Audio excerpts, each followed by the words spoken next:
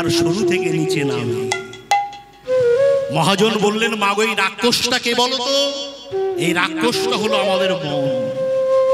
যখন গুরুদেবের কাছে গেলাম, বললো তুই কৃষ্ণ ভজন কর, গোবিন্দ ভজন কর। বললাম পারবো না, অনেক কাজ আছে। বলে ও মন বড় চঞ্চল তাই না? প্রচুর কাজ। আমাদের হাতে ডেকে নিয়ে কানে মন্ত্র দিয়ে হাতে জপের মালাটা জড়িয়ে দিল, আর জপের মালা ধরিয়ে বলল, একবার ওই মোটা দিক থেকে সরু দিকে যা, আর একবার সরু দিক থেকে মোটা দিকে আয়, আবার যা, আবার হয়। 1 লাখ 2 লাখ 3 লাখ কত জপবি, দেখবি সারা জীবন তোর মালা করা শেষ হচ্ছে না। তোর মনটা শান্ত হয়ে গেছে, তোর মনটা এক জায়গায় বসে যাবে। তাই হরিনাম করলে ভক্তের হৃদয় শান্ত হয়, পরিষ্কার হয়ে যায়।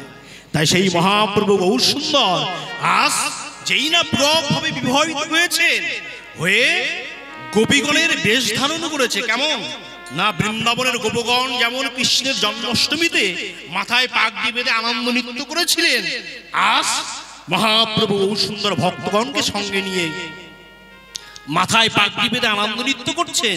আর কি করছে? ওই দেখো ঘোলো করো তালা, কি করছে? ওই দেখো ঘৃত ঘোলো দধি গো রস হলদি, ঘোলো দধি গো রস হলদি, ঘোলো দধি গো রস হলদি, ঘোলো দধি গো রস হলদি, অবনি মাঝারে ঢাল, অবনি মাঝারে ঢাল, ঘোলো ঘোলো গো রস হলদি, অবনি মাঝারে ঢালি, অবনি মাঝারে ঢালি। কান্দে ভারো করি তাহার উপর, কান্দে ভারো করি তাহার উপরে, ভারো করি তাহার উপরে, নাচে গোরা বনমালী, কান্দে ভারো করি তাহার উপরে, নাচে গোরা বনমালী।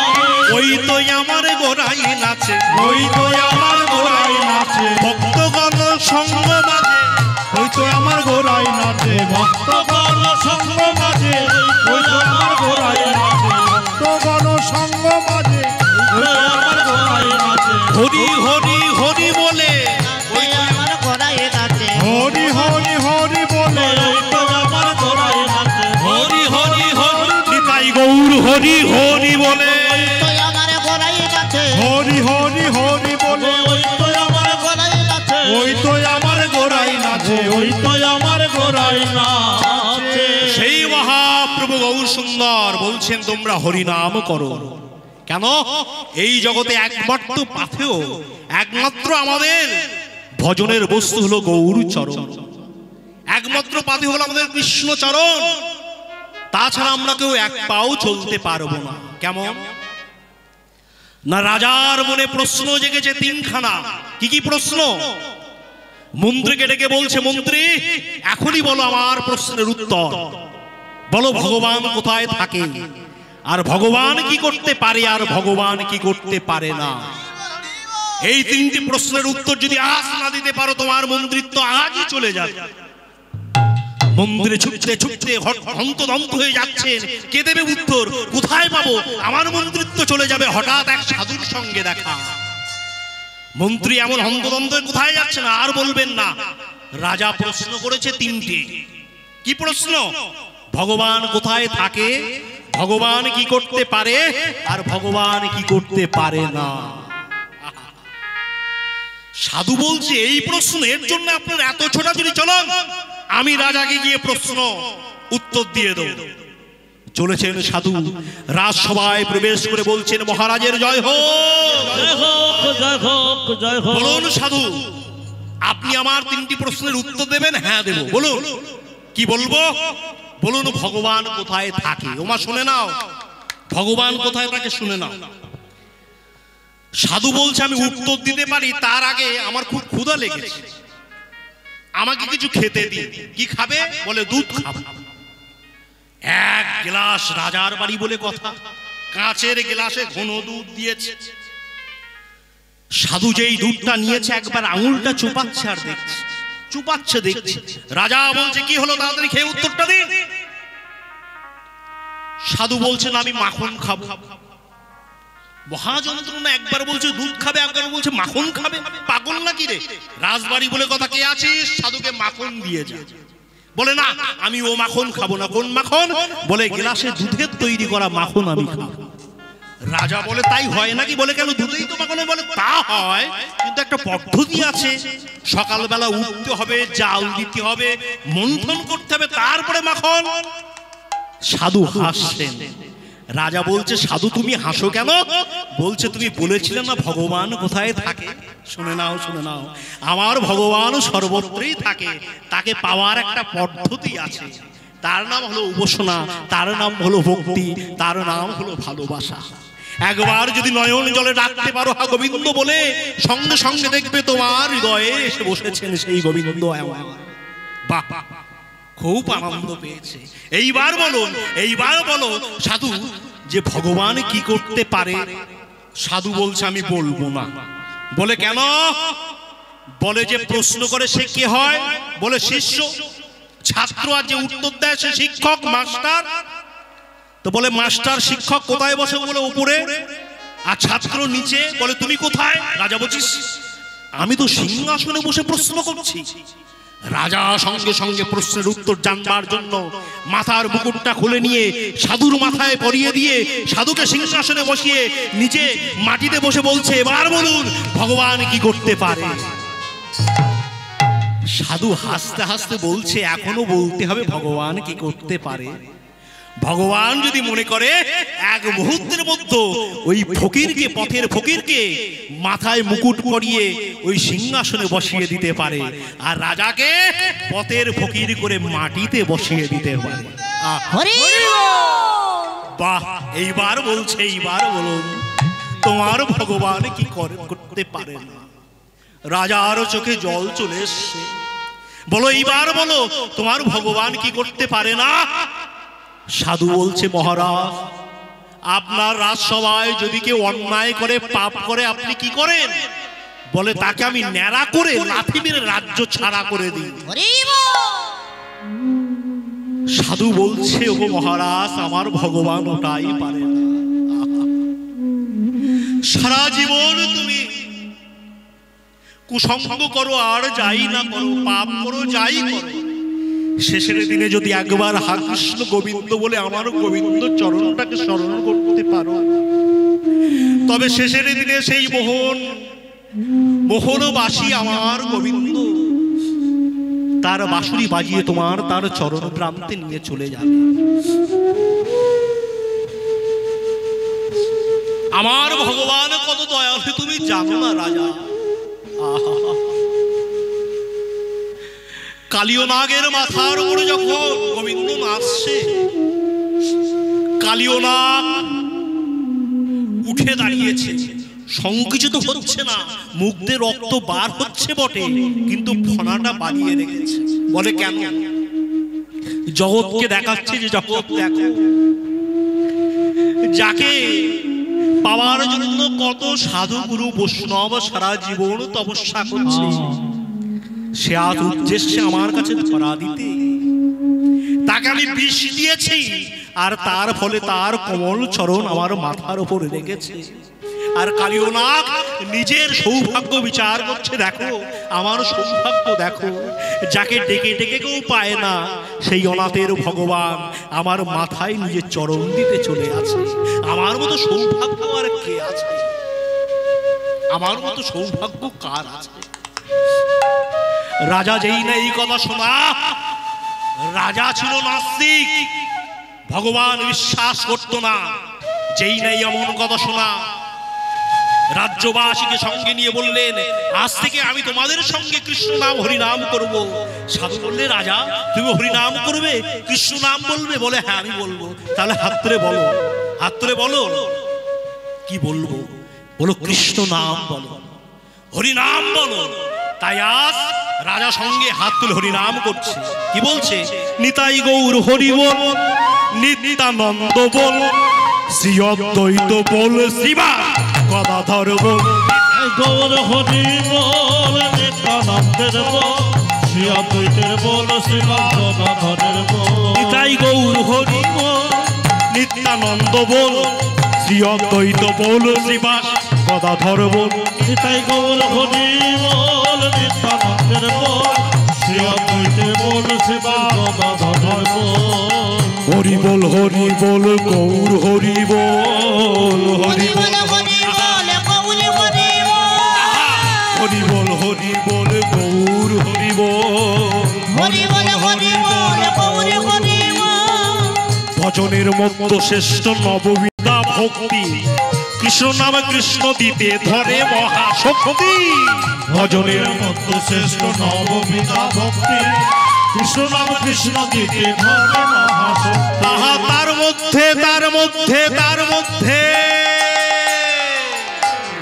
মধ্যে কি বলে, তার মধ্যে নাম সংকীর্তন, নিরপরাধে নাম লইলে পায়ে প্রেম ধন। হরে কৃষ্ণ হরে কৃষ্ণ কৃষ্ণ হরে হরে, হরে রাম রাম রাম হরে হরে, হরে তাই গৌর হরি বল হরি বল হরি বল হরি বল। কৃষ্ণ হরে হরে, হরে রাম রাম রাম হরে হরে। তাই মহাপ্রভু গৌর সুন্দর বললেন কি, তোমরা হরিনাম করো, কৃষ্ণ নাম করো। একবার হরিনামে যত পাপ হরে, পাতকীর সাধ্য নাই তত পাপ করে। ওমা, তা আপনারা বলবেন যে বাবা একবার হরিনাম করলে সকল পাপ থেকে তুই দূরে চলে যায়, তাহলে বারবার করবার কি দরকার? মহাজন যুক্তি দিচ্ছেন, মনে করো তোমাকে একটা 100 বছর অন্ধকার ঘরের মধ্যে ঢুকিয়ে দেওয়া হলো, কি দেখতে পাবে না? কালো কুটকুটে 100 বছর অন্ধকার ঘর।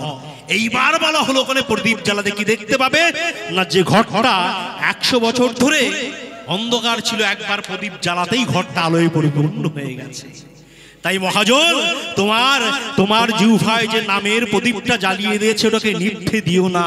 তুমি জেনে রেখো, নিভে গেলেই কিন্তু তুমি সংসার সমুদ্রে ডুবে যাবে। ডুববে না ওমা?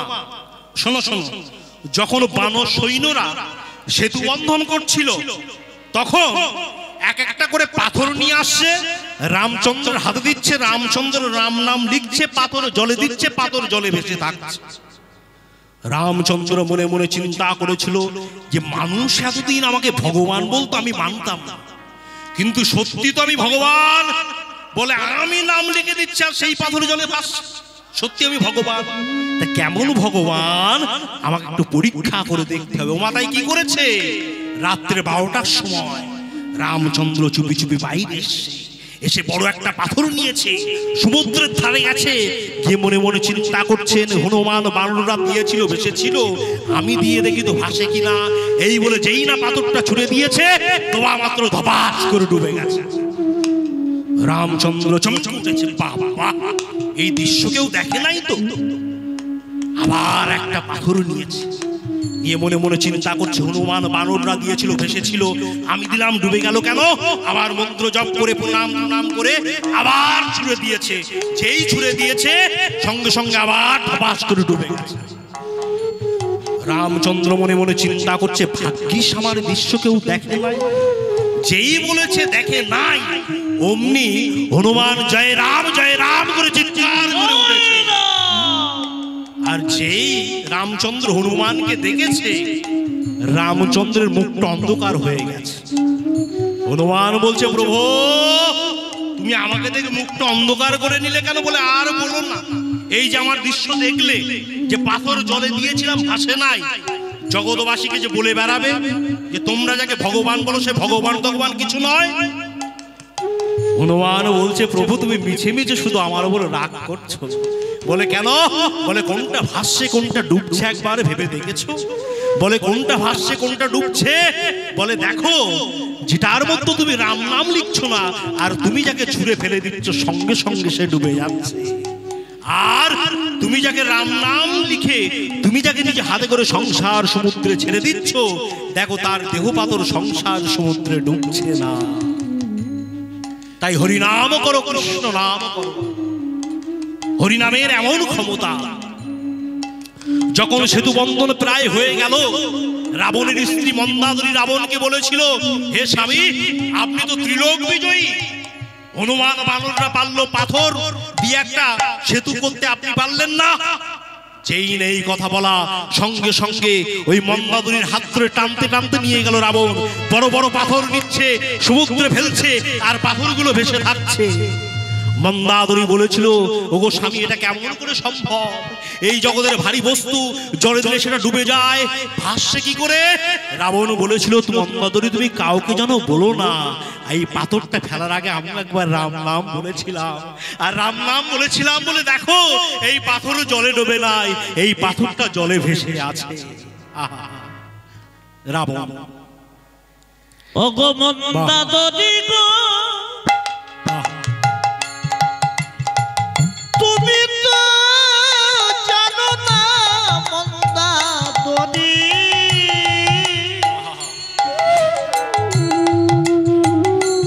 আমি যে পাথরের গায়ে রাম নাম লিখেছিলাম, সেই কারণে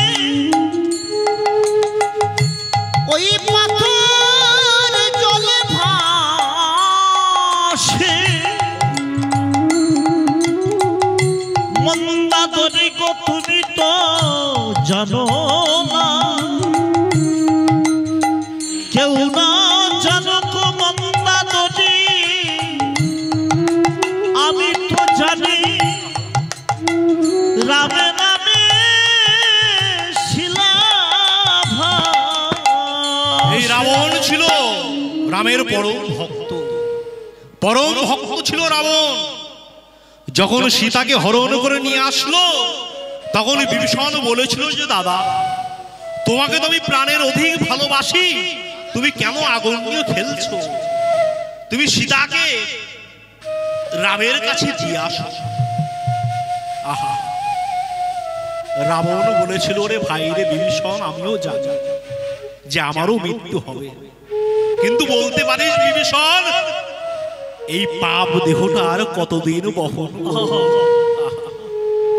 রামচন্দ্র না আসলে তো আমার এই পাপ দেহটা যেতে পারছে না, তাই রামকে আনার আগে ভক্ত সেবা, তাই তো আমি মা সীতাকে এনেছি, মা সীতাকে এনেছি,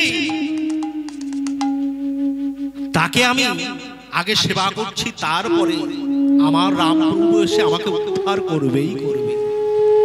তাই বলছেন হরিনাম করো।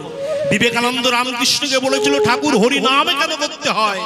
তখন ঠাকুর বলেছিল, ওরে বিলে, তোর বাড়ির উঠানে যখন ধান পড়ে থাকে তখন কি করিস? পায়রা এসে বসলে বলে তখন কি করবো? তখন হাতে তালি দিই, হাতে তালি দিলেই পায়রাগুলো উড়ে চলে যায়। বলে ঠিক তদ্রূপ তোর হৃদয়ের উঠোনে যখন ভক্তির ধানটা পাতা থাকবে তখন চিন্তা করিস না বিলে, তখন একবার হাতে তালি দিয়ে বাহু তুলে হরি বল করবি, দেখবি সকল কাম ক্রোধ তুমি পায়রা দূরে চলে গেছে, তোর মনটা পরিষ্কার হয়ে গেছে, তোর মনটা পরিষ্কার হয়ে গেছে। আহা, তাই হরিনাম করো, হরিনাম শোনো, হরিনাম বলো। তা সেই মহাপ্রভু গৌর সুন্দর আজ ভক্তগণকে সঙ্গে নিয়ে হরিনাম করছেন।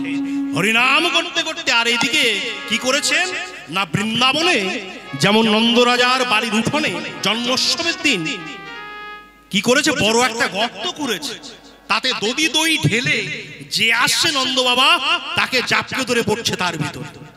নবদ্বীপ আজকে মহাপ্রভু আমার দধি দই ঢেলে তার উপরে নৃত্য করছে, আর দাদা নিতাই কি করছে, কি করছে ওই দেখো, করে তেল গুরু নিতাই সুন্দর, করে তেল নিতাই সুন্দর, করে তেল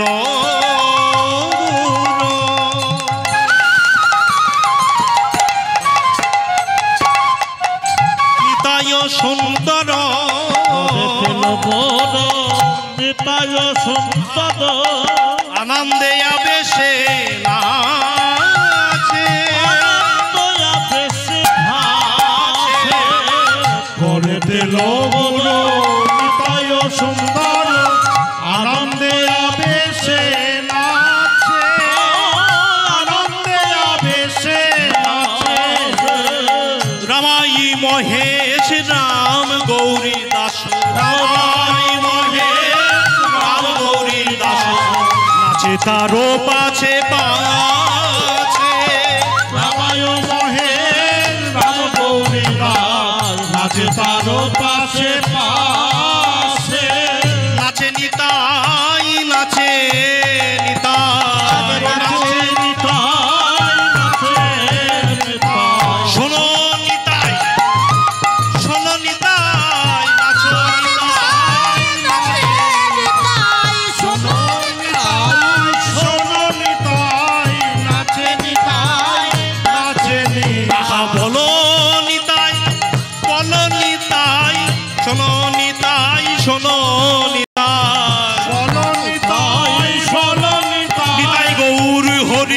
হরি বলে শোনন তাই শোনন তাই হরি হরি হরি বলে শোনন তাই শোনন তাই শোনন তাই শোনন নিত্যানন্দ হচ্ছে গুরু তত্ত্ব।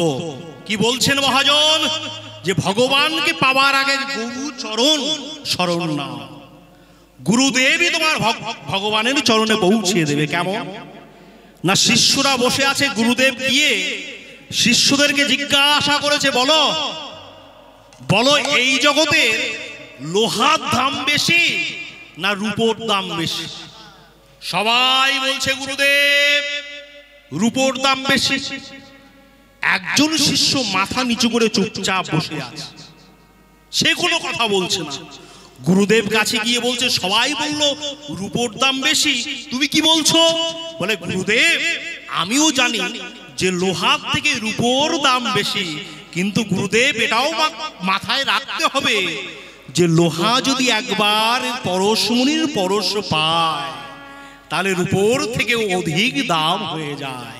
ঠিক তদ্রূপ এই জগতে যদি কোনো শিষ্য, যদি কোনো মানুষ পাষণ্ড হয়ে থাকে, গুরু একবার আশীর্বাদ তার মাথায় পড়ে, সেও একদিন মণি থেকে পরশ মণি ছোঁয়াবে, লোহা থেকে সোনায় পরিণত হয়ে যায়। তাই গুরু সঙ্গ আমাদের করতে হবে। আর দ্বিতীয় সাধু সঙ্গ। সাধু সঙ্গ, সাধু সঙ্গ সর্বশাস্ত্রে কয়, লবমাত্র সাধু সঙ্গ সর্বসিদ্ধি হয়। আপনারা বলবেন যে মা সাধু সঙ্গ করলে কি হয়? কি হয় সাধু সঙ্গ করলে? বিশ্বামিত্রের মনে একবার চিন্তা করলেন সাধু সঙ্গ করলে কি হয়।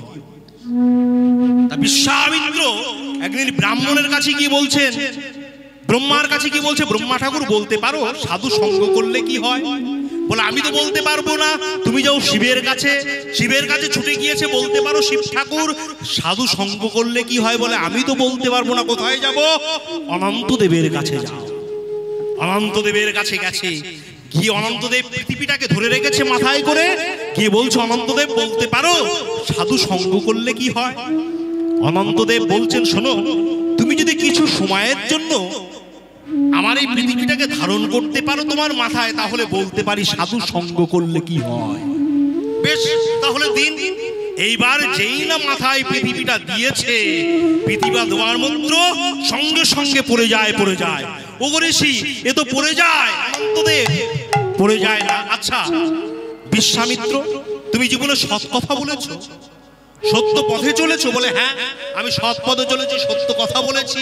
তা বেশ, ভগবানকে বলো যে ভগবান আমি সারা জীবন সৎ পথে চলেছি, সত্য কথা বলেছি, তার যদি কোনো ফল থাকে তার ফলে যেন পৃথিবী পড়ে না যায়। তা বিশ্বামিত্র বলেছে, ভগবান আমি সারা জীবন সৎ পথে চলেছি, সত্য কথা বলেছি, তার যদি কোনো ফল থাকে তার ফলে পৃথিবী যেন পড়ে না যায়। ও বাবা, তবু তো পৃথিবী পড়ে যায়, পড়ে যায়। অনন্তদেব কি করব? বলে, বাহ, এইবার বলো যে তুমি কোনোদিন তপস্যা করেছো, যজ্ঞ করেছো? বলে, হ্যাঁ আমি তপস্যা করেছি, যজ্ঞ করেছি। বেশ, এইবার বলো কি বলবো?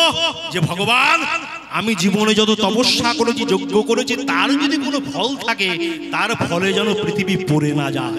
বিশ্বামিত্র বলছেন, হে ভগবান আমি সারা জীবন যত যজ্ঞ করেছি, তপস্যা করেছি, তার যদি কোনো ফল থাকে তার ফলে যেন পৃথিবী পড়ে না যায়। তবু তো পড়ে যায়, পড়ে যায়। অনন্তদেব কি করব? অনন্তদেব বলছেন, আচ্ছা বিশ্বামিত্র এইবার বলতে পারো তুমি কোনোদিন সাধু সঙ্গ করেছো? বলেন, আমি সাধু সঙ্গ করে নাই, কিন্তু আমার মনে আছে একবার সাধুর সঙ্গে ঝগড়া করতে গেছিলাম। সাধুর সঙ্গে ঝগড়া করতে গেছিলে? তা বেশ, তাই বলো যে ভগবান আমি সাধু সঙ্গ করে নাই, আমি সাধুর সঙ্গে ঝগড়া করতে গেছিলাম, তার যদি কোনো ফল থাকে তার ফলে যেন পৃথিবীটা স্থির হয়ে যায়। তা বিশ্বামিত্র বলছে, ভগবান আমি জীবনে সাধু সঙ্গ করে নাই, সাধুর সঙ্গে ঝগড়া করতে গেছিলাম, তার যদি কোনো ফল থাকে তার ফলে যেন পৃথিবীটা স্থির হয়ে যায়। সঙ্গে সঙ্গে মাথায় পৃথিবী স্থির হয়ে গেল। সঙ্গে সঙ্গে বিশ্বামিত্র পৃথিবীটাকে অনন্তদেবের মাথায় তুলে দিয়ে অনন্তদেবকে প্রণাম করে চলে যাচ্ছে, আর বলছে, আমার প্রশ্নের উত্তর আমার জানা হয়ে গেছে। বলে, কি করে জানলে? বলে, বারে সারা জীবন সৎ পথে চললাম, সত্য কথা বললাম, তপস্যা করলাম, ধ্যান করলাম, তবু তার আমি এক মুহূর্তের জন্য পৃথিবীটাকে স্থির করতে পারলাম না, কিন্তু দেখো আমি সাধু সঙ্গ করে নাই, সাধুর সঙ্গে ঝগড়া করতে গেছিলাম, আর সাধুর সঙ্গে ঝগড়া করতে গিয়ে যদি পৃথিবী স্থির হয়ে যায়, না জানি সাধু সঙ্গ করলে কি হবে। তাই আজ থেকে আমি সকল কিছু ছেড়ে দিয়ে, যোগ্য তপস্যা ছেড়ে দিয়ে, আমি হানিতাই প্রাণ নিতাই বলে, নিতাই গৌর হরিবল বলে আমি সাধুর চরণ দিয়ে অঙ্গে মাধব। আমি হা কৃষ্ণ প্রাণ কৃষ্ণ বলে সাধুর অঙ্গ আমি মাথায় দেব চরণ ধরে। তাই সাধু সঙ্গ করো। তাই সেই নিতাই আজকে কলিজীবের দ্বারে দ্বারে হরিনাম প্রেম বিলাচ্ছেন। সেই হরিনাম মহামূল্যবান বস্তু, সামান্য কিছু নয়, মহামূল্যবান হরিনাম। কেমন মূল্যবান মা? না শোনো শোনো, কেমন মূল্যবান বুঝতে পারবো হরিনাম কত মূল্যবান। কেমন না, আগেকার দিনে বণিকরা বাণিজ্য করতে যেত। তা বণিকরা যখন বাণিজ্য করতে যেত, এক বণিকের 4 ছেলে কাছে ডেকে তাদেরকে কি করেছে না 1 লক্ষ টাকা হাতে দিয়ে গেছে, 25,000 টাকা করে ভাগ করে দিয়ে গেছে, যে তোরা ব্যবসা বাণিজ্য করিস, আমি আবার কিছুদিন পরে ফিরে আসবো। ওমা, এই বলে ছেলেরা ব্যবসা বাণিজ্য করছে, বণিক বহুদিন পরে ফিরে এসেছে। এসে তার 4 ছেলেকে কাছে ডেকেছে, ডেকে বলছে, বড় খোকা তুমি কেমন আছো? বড় খোকা এসে বলছে, বাবা আপনার আশীর্বাদ আমি যে সম্পত্তি করেছি, আমার 7 পুরুষ বসে খেতে পারবে। বাহ। মেজ খোকা বলে, দাদার মতো অত না পারলো আমার 5 পুরুষ বসে খেতে পারবে। বাহ। সেজ খোকা বলে, দাদাদের মতো অত না পারলে আমার 3 পুরুষ বসে খেতে পারবে। সবাই চলে গেছে। এইবার ছোট ছেলে এসে বলছে, খোকা তোর কি অবস্থা? ছোট ছেলেটা বাবার চরণ তলের সামনে দাঁড়িয়ে মাথাটা নিচু করে টপ টপ করে চোখের জল পড়ছে, আর বলছে যে বাবা আমি ভালো নাই। বলে কেন, টাকা কি করেছিস? বলে কুসঙ্গ করে সব নষ্ট করে দিয়েছে। হাজার হোক বাবা তো বড় ছেলেদেরকে কাছে ডেকে বলছে, তোদের ভাই হয় একটু সাহায্য কর, আবার যাতে ব্যবসা বাণিজ্য করতে পারবে না, ওর ব্যবহার ভালো না, ও দিলেই নষ্ট করে দেবে। সবাই চলে গেছে। হাজার হোক বাবা তো যেতে পারে না। ছেলেটাকে কাছে ডেকে বলে, শোন শোন, তোর দ্বারা তো ব্যবসা বাণিজ্য হলো না, হাত পাত। যেই না হাত বেঁধেছে, আর বুক পকেট থেকে একটা সূর্যকান্তমণি ছেলেটার হাতে দিয়ে বলছে, বাড়ি গিয়ে জপ কর, যত্ন করে রাখ, দেখবি প্রত্যেক দিন তোকে 1 ঘড়া করে স্বর্ণ দান করবে। ছেলেটা এত পাজি, ওই সূর্যকান্ত মণিটা নিয়ে গিয়ে দাদাদের কাছে গিয়ে ধেই ধেই করে নাচছে, আর বলছে, দাদা এই দেখ তোদের টাকা আছে, গাড়ি আছে, বাড়ি আছে, সূর্যকান্ত মণি আছে কি? সঙ্গে সঙ্গে দাদারা বলছে, তা তো নাই। দাদারা মনে মনে চিন্তা করছে, আমরাও যদি ভাইয়ের মতন কাঙালে বেশে দাঁড়াতে পারতাম, তবে আমরাও একটা করে সূর্যকান্ত মণি পেয়ে যেতাম। বলো তোমায় বাবাটাকে, এই বাবাটাকে, বাবাটা হলেন মহাপ্রভু গৌর সুন্দর। বহুদিন পরে এসে অনারবিত চরিঞ্চরাদ করুণায় অবতীর্ণ করল। এসে তার 4 ছেলেকে কাছে ডেকেছে। কে? সত্য, ত্রেতা, দাপর। বলি, সত্য তুমি কেমন আছো? জপ তপ ভালোই চলছে। ত্রেতা আমিও ভালো আছি। দাপর আমিও ভালো আছি। কলিযুগের মানুষ কাছে গিয়ে বলছেন, গৌর সুন্দর আমরা ভালো নয়, আমরা সব হারিয়ে পথের কাঙাল হয়ে বসে আছি, তোমার চরণ পানে চেয়ে। সঙ্গে সঙ্গে মহাপ্রভু বলছে, কলির জীব তোদের দ্বারা তো কিছু হলো না, কাছে আয়। কাছে ডেকেছে, ডেকে বলছে হাত পাত। যেই না হাত বেঁধেছি, অমনি হৃদয় থেকে ওই হরিনাম রূপ, ওই মহামন্ত্রটা আমাদের হাতে দিয়ে বলছে, বল হরে কৃষ্ণ কৃষ্ণ কৃষ্ণ হরে হরে, হরে রাম রাম রাম হরে হরে। নাম জপ কর, তোরা হরিনামের মধ্যে প্রেমও পাবি, উদ্ধারও তোরা হয়ে যাবে। তাই হরিনাম তোমরা জপ করো। কিন্তু মা, এই হরিনামটা কেমন ভাবে জপ করতে হবে? শুধু মুখে বললে হবে না, মনে মনে মানতে হবে, মনে বসাতে হবে।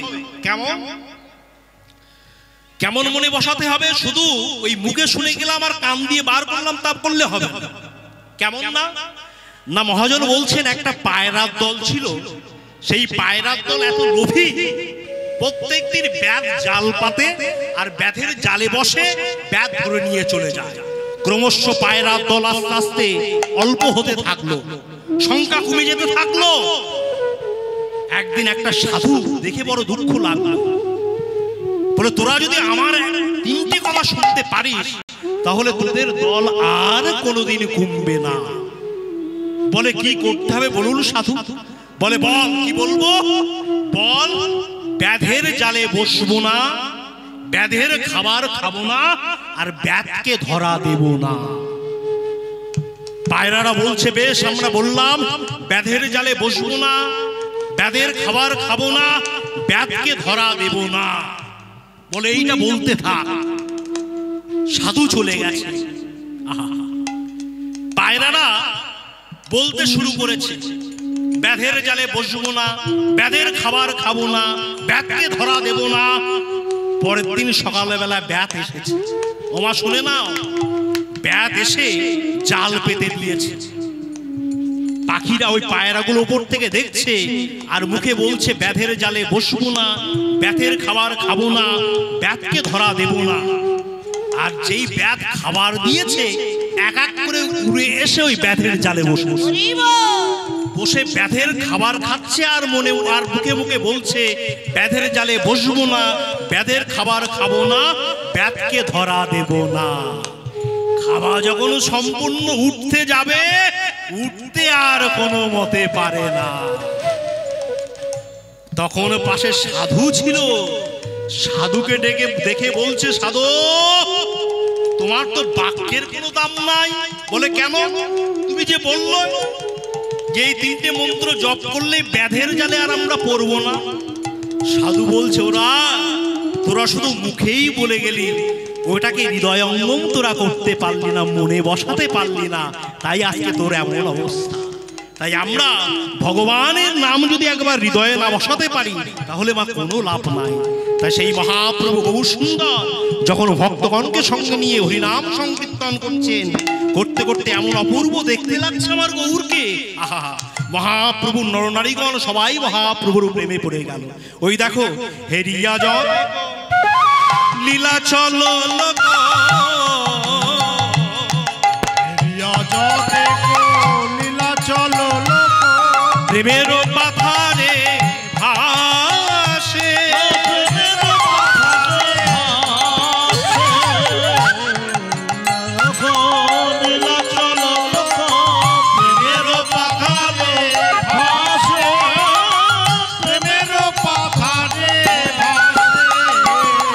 দেখিয়া বিভোর আনন্দ সাগর, দেখিয়া বিভোর আনন্দ সাগর, এ রাধা মোহন দাসে, দেখিয়া বিভোর আনন্দ সাগর, এ রাধা মোহন দাসে, আনন্দ আর ধরে না রে, আর ধরে না রে, আনন্দ আর ধরে না, আনন্দ আর ধরে না রে, গৌর রূপ দর্শন করে আনন্দ আর ধরে না রে, গৌর রূপ দর্শন করে আনন্দ আর ধরে না রে, গৌর তোমার হলাম বলে আনন্দ আর ধরে না রে, গৌর রূপ দর্শন করে নিতাই গৌর হরি হরি বলে আনন্দ আর ধরে না রে, গৌর রূপ দর্শন করে আনন্দ আর ধরে না রে, আনন্দ আর ধরে না রে, ওই রাধাম আনে আহে ও আনন্দয়া, ও ধরে না রে রাধা মোহনে, কহে আনন্দ ও ধরে না রে রাধা মোহনে কহে আনন্দয়া ধরে না রে রাধা,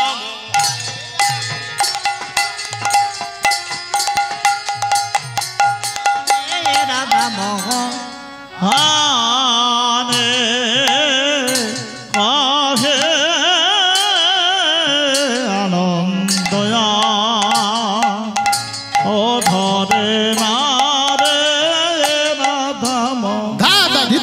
धिन्नी दा धिना धित्रे गड़ धिन्नी दा धित्रे गड़ धिन्नी दा धित्रे गड़ धिन्नी दा धित रात रे खड़ जागी तेरे गड़ तेरे घेना ताकी दा ताती जा दा ताती जा दा ताती जा तेरे गड़ दा ताती जा दा ताती जा दा ताती जा तेरे गड़ दा ताती जा दा ताती जा दा ताती रंग रंग तेरे खड़ दा गोता तेरे खड़ दा गो जाऊती जाऊती जा तेरे खड़ दा गोते रंग खड़ दा दा जा छा रंग खड़ दा जा छा रंग खड़ दा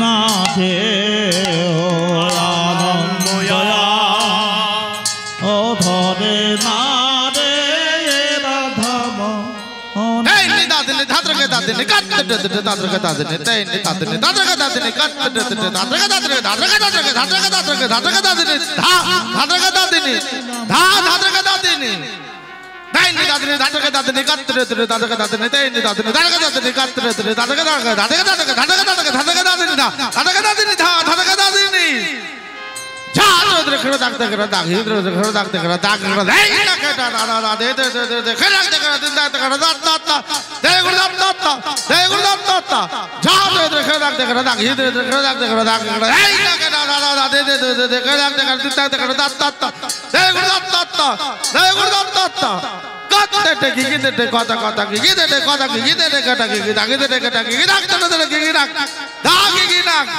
दाग की আরে আনন্দে কহে আনন্দয়ার ধরে না রে রাধা বনে কহে আনন্দয়া ধরে না রে রাধা বনে কহে আনন্দয়া ধরে না রে রাধা বনে কহে আনন্দয়া ধরে না রে রাধা বনে কহে আনন্দয়া ধরে না রে রাধা মোহনে কহে আনন্দয়া ধরে না রে রাধা মোহনে কহে আনন্দয়া ধরে না রে রাধা মোহনে কহে আনন্দয়ার ধরে না রে রাধা মোহনে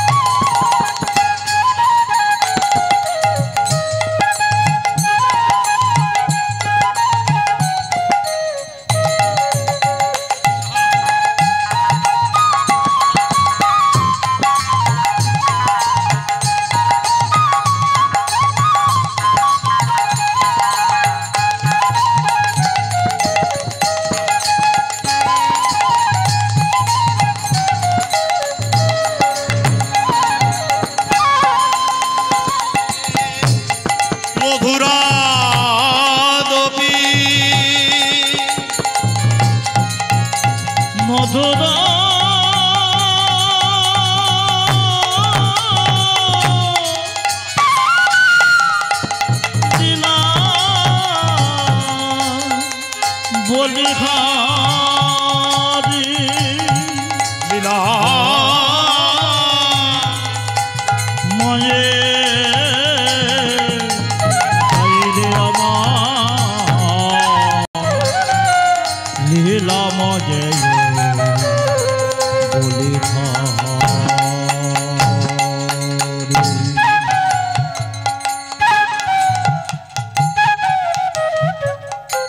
সমবেত কৃষ্ণ অনুরাগী ভক্তমণ্ডলী, ছোট্ট দুটো কথা বলবো। এখন ঘড়িতে সময় যা মধ্যাহ্ন সময়,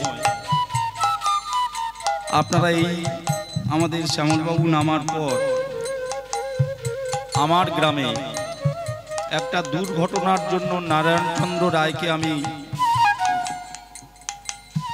কালকেরই যখন ঘটনা ঘটেছে গতকাল, তো আমি জানিয়ে দিয়েছি যে বাবু আগামী বৎসরের জন্য আপনি থাকুন, আমার গ্রামে একটা ঘটনা ঘটে গেছে। সেই জন্য শ্যামলকে প্রায় 11টা নাগাদ আপনাদের সম্মুখে উপস্থাপিত করা হয়েছে।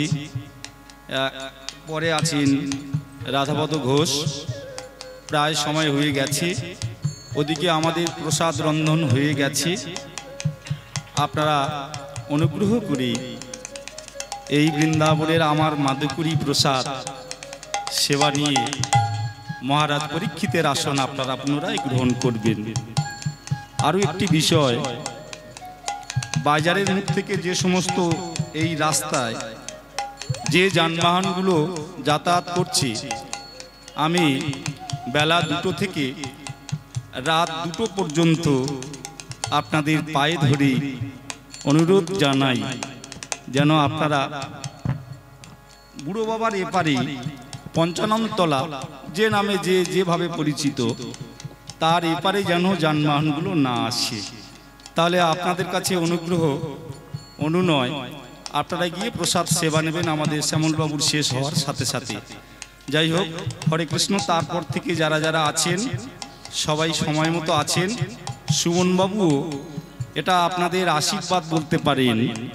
সুমনবাবু দুপুরে এসে প্রসাদ নিচ্ছেন আমাদের এদিকে, আপনারা আমি এনেছি সেটা আপনাদের আশীর্বাদে। তিনি দুপুরে প্রসাদ নেবেন, রাত্রে কীর্তন করবেন এবং রাত্রেও আমার বাড়িতে থাকবেন। গরিবের ভাঙা ঘরে একজন প্রফেসর, তো আমার গর্বে আমার বুকটা ভরে যাচ্ছে যে ওনার মতো একজন প্রফেসরকে, এবং কীর্তন যে একটা বড় সাহিত্য, সেই সাহিত্যের সম্রাটকে আমি আমার ওই কুড়ে ঘরের মধ্যে আমি আশ্রয় দিতে পারব। তো যাই হোক, আমার বক্তব্যের মধ্যে আপনারা ক্ষমা করবেন, কারণ এই সময়টুকু আমি নষ্ট করে ফেললাম, তার জন্য আপনাদের কাছে আমি ক্ষমা চাইছি। নিতাই গৌর প্রেমানন্দে।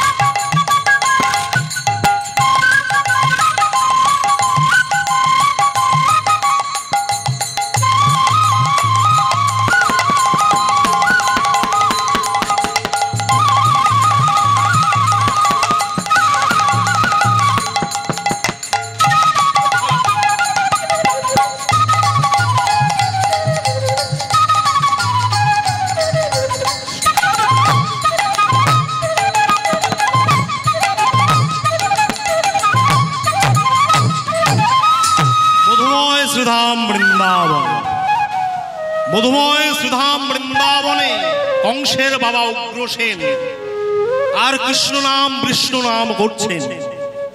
যখনই না বিষ্ণু নাম করছেন, কংস চিৎকার করে উঠল, বন্ধ করো বিষ্ণু নাম। আমি আমার রাজ্যে প্রচার করেছি, আমার রাজ্যে কেউ বিষ্ণু নাম করবে না, শুনবেও না। কেন না বিষ্ণু হলো আমার শত্রু। উগ্রসেন চুপ করে রইলেন। কেন না সাধু ব্যক্তি, মহৎ ব্যক্তি কি দুরাচারীর সঙ্গে তর্ক করে? করে না। কেমন করে না? জানে যে ওর মূর্খ, ওর সঙ্গে তর্ক করা মানে অপরাধ। কেমন না বনের মধ্যে হরিণ আর গাধা ঘাস খাচ্ছে, ঘাস খেতে খেতে গাধা হরিণকে বলছে, হরিণ বলো তো ভাই আকাশের রংটা কেমন? বলে আকাশের রং নীল। গাধা বলছে না, আকাশের রং হলো কালো। হরিণ বলছে না নীল, ও বলছে কালো। তাহলে চলো রাজার কাছে যাওয়া হোক। রাজা সিংহর কাছে যাওয়া হলো, বিচার দেওয়া হলো, বলুন মহারাজ। গাধা বলছে আকাশের রং কালো, আর আমি হরিণ, আমি বলছি নীল, কোনটা সত্য? সঙ্গে সঙ্গে সিংহ বলছে, কে আছিস? হরিণকে 10 বছরের বন্দি করে দে, জেলে পাঠিয়ে দে। হরিণ মনে মনে চিন্তা করছেন, আমি সঠিক কথা বললাম, আবার জেল কেন? মহারাজকে বলছে, মহারাজ বলতে পারেন আকাশের রং নীল, এটা তো সবাই জানে, আপনিও জানেন। তা বলছে হ্যাঁ। তা বলছে আমার জেল হলো কেন? তখন বললেন, তুমি গাধার সঙ্গে তর্ক করেছিল বলে। তুমি গাধার সঙ্গে তর্ক করেছিল, মূর্খের সঙ্গে তর্ক করেছো বলে তোমাকে 10 বছরের কারাগারে দেওয়া হলো। তাই মহৎ ব্যক্তি, সাধু ব্যক্তি তারা বেশি কথা বলে না। না হলে বিদুর যখন অন্ধ ধৃতরাষ্ট্র দাদার কাছে গেল, গিয়ে বললো যে দাদা তুমি দিন দিন কি অপরাধ কর্ম করছো, তোমার ছেলেদেরকে একটু শাসন করো। যেই না বলা, দুর্যোধন ছুটে এলেন রেড়ে করে। আমাদের খাবে আবার আমাদের দোষ ধরতে এসেছো? এই কে আছিস, ঘাট ধাক্কা দে, বার করে দে। বিদুর বলেছিল আমার বার করতে হবে না, আমি নিজেই চলে যাচ্ছি। তা বিদুর তো বড় যোদ্ধা ছিল, কেন বলেননি যে কে আছিস বুকের পান আমার সঙ্গে যুদ্ধ কর? বিদুর মনে মনে ভেবেছিলেন, যারা যেমন ভাবে মানুষকে অপমানসূচক কথা বলছে, যেমন ভাবে অপমান করছে, পাপের আগুনে এরাই পুরে ধ্বংস হয়ে যাবে। তো বিদুর পরম কৃষ্ণ ভক্ত, সে সমর্পণ, সকল কিছু দেখো মন প্রাণ কৃষ্ণকে সমর্পণ করে দিয়েছে, দেয় নাই?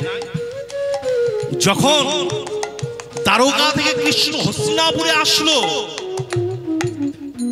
দুর্যোধন রাজপ্রাসাদ সাজিয়ে বসে আছে, কৃষ্ণ আসবে বসে আছেন। এমন সময় কৃষ্ণের রথ এসেছে, আর পথের পাশে রাস্তার ধারে দাঁড়িয়েছিল বিদুর হাত জোর করে। কৃষ্ণ রথ থেকে নেমে দুর্যোধন বলল, এসে কৃষ্ণ তোমার জন্য আমি অপেক্ষা করছি, চলো। কৃষ্ণ বলেছিল এই রাজপ্রাসাদ কার? দুর্যোধন বলেছিল ওটা আমার। যেতে যেতে হঠাৎ বিদুরের সঙ্গে দেখা। বলে বিদুর বলো এই তাল পাতা দেওয়া কুঠিরটা কার? বিদুর বলেছিল, ওগো দয়াময়, আজ থেকে আমার দেহ মন প্রাণ সকল কিছু তো তোমার চরণে দিয়ে দিয়েছি। দেহ মন প্রাণ যদি তোমার চরণে দিয়ে দিই, তাহলে ওই ঘরটাও তোমার। কৃষ্ণ বলেছিল, ও দুর্যোধন, তোমার ঘরে তুমি চলে যাও, আর আমার ঘরে আমি চলে যাই। এই বিদুর। তাই আজ কংস বলছে, বাবা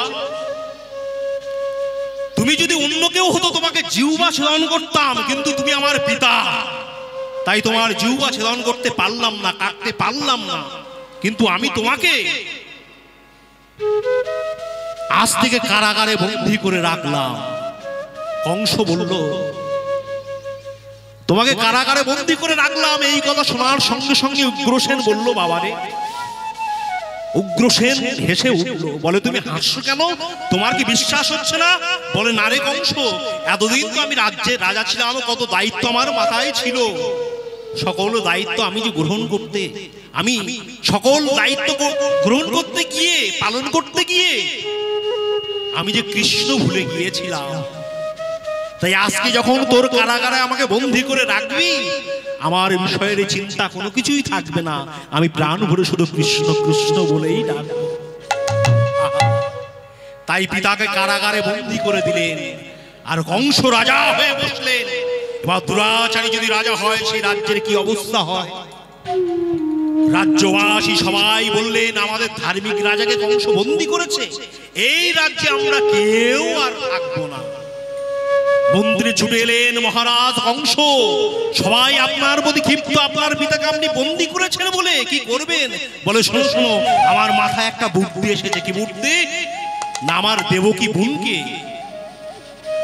আমি খুব ভালোবাসি, এটা সারা রাজ্য মানে। তা আমার বোনের সঙ্গে যদি কোনো বিষ্ণু ভক্তের বিবাহ দিতে পারি, তাহলে আমার কেউ বিষ্ণুর শত্রু বলে মনে করবে না। তাই যাও, সারা রাজ্য জানিয়ে দাও, আমি আমার বোনের সঙ্গে সুরসেনের পুত্র বসুদেবের সঙ্গে বিবাহ দেব। তাই বিবাহ ঠিক হলো, ধুমধাম করে বিবাহ শুরু হলো। লক্ষ লক্ষ প্রদীপ জ্বলল, কত ব্যাং পার্টি, কত ঘিয়ে ভাজা লুচি, মিষ্টি মিঠান্ন, কত কি, কত আনন্দ কংসের রাজভবনে। বলছো এই দেখো কি আনন্দ, দেখো। বলে কি আনন্দ মধুপুরে, কংস রাজভবনে কি আনন্দ মধুপুরে,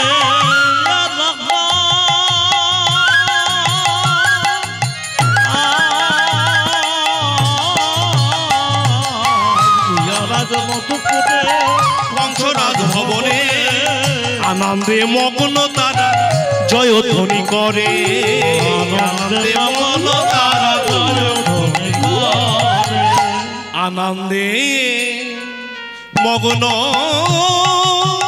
তারা জয়ধ্বনি করে, আনন্দে মগ্ন তারা জয়ধ্বনি করে, আনন্দে মগ্ন তারা জয়ধ্বনি করে। আনন্দ, কত আনন্দ, আনন্দের মধ্য দিয়ে চলেছেন। কিন্তু দাদা বোনের বিয়েতে কি দিয়েছে মা? 400 খানা হাতি দান করেছে। আর কি দিয়েছে? না, 10,000 ঘোড়া আর 1800 রথ, আর মেয়ের দেখভাল করবার জন্য 200 দাসী দিয়েছে। শুধু নয়, স্বর্ণ অলঙ্কার পরা দাসী। কত আনন্দ, কি আনন্দ! আহা, মণি মুক্তা প্রবলাদি পরশ পাথর, মনে মুক্তা পরশ পরশ পাথর, মণি মুক্তা প্রবলাদি পরশ পাথর, মনে মুক্তা পরশ পাথর। তাহা দেখি বসুদেবের বিদগ্ধ অন্তর, দেখি বসুদেবের বিদগ্ধ অন্তর, তাহা দেখি বসুদেবের বিদগ্ধ অন্তর, তাহা দেখি বসুদেবের বিদগ্ধ অন্তর। আনন্দ আর ধরে না রে, আনন্দ আর ধরে না রে, আনন্দ আর ধরে না রে, আনন্দ আর ধরে না রে, বসুদেবের মন প্রাণে আনন্দ আর ধরে না রে। বসুদেবের মন নিতাই গৌর হরি হরি বলে, বসুদেবের মন প্রাণে হরি হরি হরি বল, বসুদেবের মন প্রাণে আনন্দ আর ধরে না রে, আনন্দ আর ধরে না রে। আগেকার দিনে একটা নিয়ম ছিল। কি নিয়ম মা? যে বোন যদি শ্বশুর বাড়িতে যায়, তাহলে দাদা তাকে রাখতে যায়। তাই কি করেছো মা? শোনো শোনো, কংস নিজে রথ করে, সোনার রথ করে চালিয়ে নিয়ে যাচ্ছে বোনকে। সারা রাজ্যবাসী দেখছে যে কংসকে নিয়ে, কংস নিজের বোনকে নিয়ে রথ চালিয়ে নিয়ে যাচ্ছেন। আজ ঘর ঘর করিয়া রথ ভাইয়া চলিল, ঘর ঘর করিয়া ঘন ঘন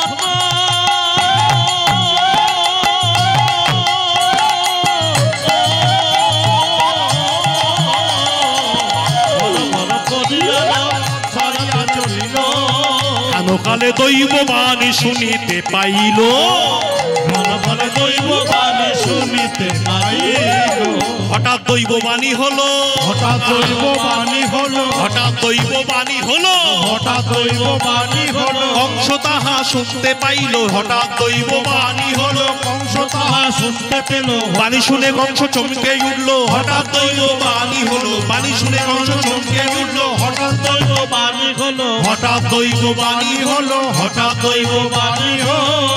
কংস যখনই নিজের বোনকে নিয়ে চলেছেন, হঠাৎ দৈব বাণী হলে মুরো কংস, তুমি যাকে নিয়ে এগিয়ে যাচ্ছ জানো তার অষ্টম গর্ভ সন্তান তোমাকে কি করবে? কংস, তুমি যাহারে লইয়া আনন্দে মাতিয়া নগরে করিছ, তুমি যাহাতে লইয়া আনন্দে মাতিছ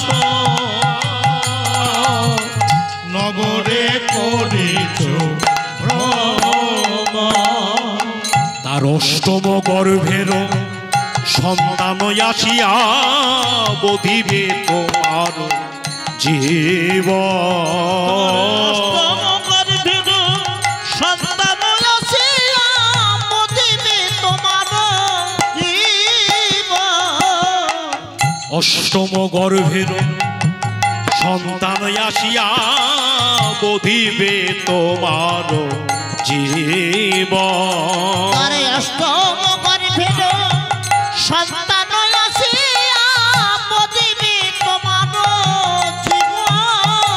হে মূঢ় কংস, তুমি যাকে নিয়ে এগিয়ে চলেছ তার অষ্টম গর্ভের সন্তান তোমাকে হত্যা করবে। যেই না বলা মুহূর্তের মধ্যে স্তব হয়ে গেল শোভাযাত্রা। হায় হায়, ফল কংস না জানি কি করে তাড়াতাড়ি ঘোড়ার পিঠ থেকে নেবে ওই ছোট্ট মেয়ের চুলির মুঠোটা ধরে টানতে টানতে নিয়ে আসলো। তবে রে পাপিষ্ঠা, তোকে এত আদর করে নিয়ে যাচ্ছি আর তোর অষ্টম গর্ভের সন্তান আমাকে মারবে? মুহূর্তের মধ্যে ঝকঝক করে উঠল তরোয়ার। বিপদে ভেঙে পড়তে নাই, যতক্ষণ বল আছে আর যতক্ষণ বুদ্ধি আছে বিপদের সম্মুখে হাঁটতে হয়।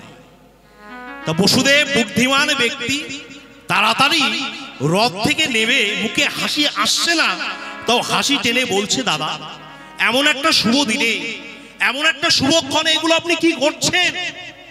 আপনার মেয়ের মতো ওকে ছেড়ে দিলেন না। দৈববাণী কি বললো তুমি শুনতে পেলে না?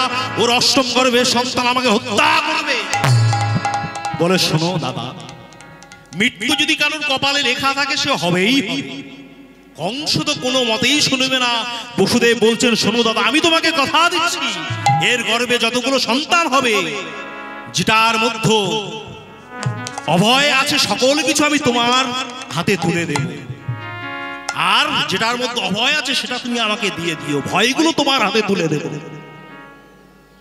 কংসের তো মাথা গরম, কংস বুঝতে পারে না। আপনারা বলবেন যে বাবা, যিনি হবেন কংসের পিতা তিনি কি না বললেন যে ভয়গুলো তোমার হাতে তুলে দেবো? তাহলে তো মিথ্যা কথা বললো, ভয়গুলো তো তুলে দেয়নি, ভয়টা তো বৃন্দাবনে রেখে এসেছিল। বলে মিথ্যা কথা বলা হলো? বলে মিথ্যা কথা বলে নাই। বসুদেব বলেছিল অভয়গুলো তোমার হাতে তুলে দেবো আর ভয়টাকে বৃন্দাবনে রেখে আসবো। কিন্তু কংসের তখন এমন মাথা গরম, কংস বুঝতে পারে না। তাই আর মা শাস্ত্রে বলছেন শ্রীমদ্ ভাগবতে যে আমাদের 5 জায়গায় মিথ্যা কথা বলা যায়, দোষ হয় না। 5 জায়গায় কোথা থেকে জানা গেল না? যখন যেদিন বলি মহারাজ দান করলেন অশ্বমেধ যজ্ঞ, বলি মহারাজ দান করছেন, এমন সময় ভগবান ছোট্ট রূপ নিয়ে বামন অবতার হয়ে গেলেন বলির রাজসভা। বলি মহারাজের জয় হোক, জয় হোক, জয় হোক, জয় হোক। যেহেতু আগমন, আসুন আসন গ্রহণ করুন। আপনি যে এসেছেন আমার যজ্ঞ পূর্ণ হলো।